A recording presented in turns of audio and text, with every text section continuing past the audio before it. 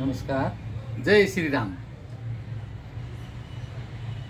आज मेरो चाहिँ परिचय दिँदाखेरि चाहिँ म चाहिँ एउटा यो पश्चात चौतारीको अवधारणा लिएर म यो चौतारी मार्फत आफ्ना भएका आफ्नो अनुभव, आफ्ना सङ्घर्षका कुरा मैले चाहिँ अरू समाजलाई यो कसरी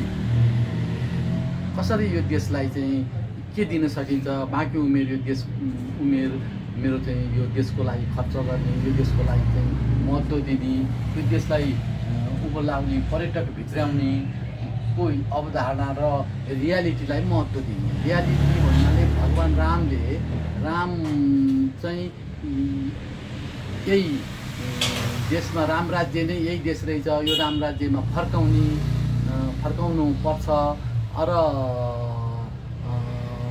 यो ठाउँलाई जुन राम जन्मेको अयोध्या चितवनमाडीलाई अयोध्यालाई महत्त्व दिएर त्यसलाई चाहिँ रियल अयोध्या भनेर चाहिँ संसारभरि फिजाउने, संसारभरि पुगेर यो अवधारणा मैले चाहिँ दिने मेरो सोच हो। यसमा कति सफल हुन सक्छु अनि र संसारभरिको मान्छेहरूलाई इन्डियाका त रियल अयोध्या हेर्नलाई भनेर आउनेको चाहिँ एउटा चाहिँ लहर, एउटा उहाँहरूको चाहिँ मन जित्ने मेरो अभियान हो। र अनि भगवान रामकोले चाहिँ किन आफ्नो देशकोलाई चाहिँ उहाँले चाहिँ महत्त्व दिनुभयो। जननी जन्मभूमि छ स्वर्गादपि गरिएसी भनेर उहाँले किन भन्नुभयो। उहाँले चाहिँ अहिलेका युवाहरूले जस्तो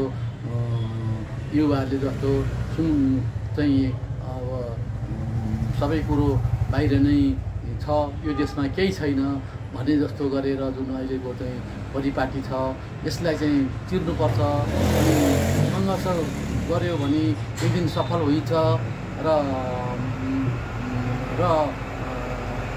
त्यसको चाहिँ एउटा भिजन मिसन भएको हिसाबले हामी चल्नुपर्छ र यो सन्देश सबैलाई चाहिँ पुगोस्, सबैमा यो जगजाहेर होस्, देशको माया गर्ने भावनाको विकास होस्।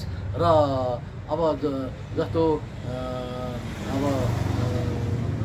अब रामले आफ्नो देशलाई कति सुख अब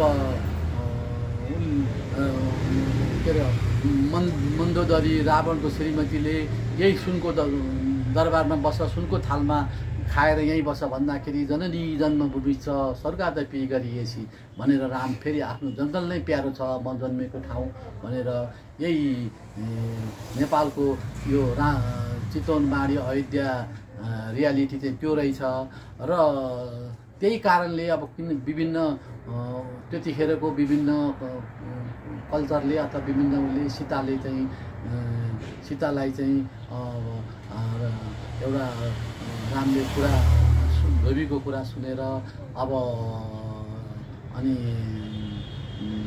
चाहिँ उहाँले वाल्मिकी आश्रम, जब वाल्मिकी हिजोको चाहिँ एकदम नाबुद रहेछन्, अब एउटा चाहिँ रहेछन्, पछि उनले ज्ञान प्राप्त गरेर उनी चाहिँ वाल्मिकी ऋषि हुनुभयो। आखिर ज्ञान प्राप्त गर्यो भने त एउटा लुटेरा भुटेरा पनि त बन्न सक्दो रहेछ नि त भन्ने मेरो चाहिँ सोच हो। लुटेरा भुटेरा पनि त एउटा भगवान बन्न सक्दो रहेछ र अब एउटा कतिपय हाम्रा धार्मिक राक्षस पनि भगवान बन्न सक्छ। एउटा ज्ञान प्राप्त भयो उसलाई चाहिँ त्यस किसिमको चाहिँ सही ज्ञान भयो भने एउटा मान्छेले चाहिँ आफ्नो देशको माया गर्न सक्दो रहेछ भन्ने सन्देश नै हो मेरो यो चाहिँ। र अब राम र यही देशका हुन्, बुद्धलाई हामीले जसरी हामीले बुद्ध यही देशमा जन्मेका, राम यही देशमा जन्मेका, राम राज्य यही देश रहेछ र रामले चाहिँ चलखेल गरेको ठाउँहरूको चाहिँ म अवलोकन गर्दैछु र उहाँले भनेका शब्द उहाँ किन उहाँलाई किन हामीले महत्त्व नदिने र उहाँले चाहिँ विवाह सीतासँग चाहिँ यही ठाउँबाट विश्वामित्रले चाहिँ उहाँ लानुभएको रहेछ जनकपुर जानकी उसमा र सीतासँग भेट भएको रहेछ। आखिरी सीता पनि ले जुन सीताको ज्ञानले गर्दाखेरि सीताले चाहिँ दिएको उ गरेको रामप्रतिको भाव देखेर अनि के अरे धनुष शिवजीको धनुष को चाहिँ एउटा अवधारणा बनाएर यसमा राम र अरूको चाहिँ फरक गरेर त्यो शक्तिको चाहिँ एउटा उजगार गरेर अनि रामलाई चाहिँ एउटा धनुष रामको धनुष के अरे शिवजीको धनुष रामलाई तोड्न लगाएर यो किसिमको जुरेको अवस्था रहेछ। अब यसमा चाहिँ धेरै कुराको ज्ञानको छ र यो मैले सन्देश देशभरि विदेशमा विश्वमा फैलाउन खोजेको र यो देशलाई चाहिँ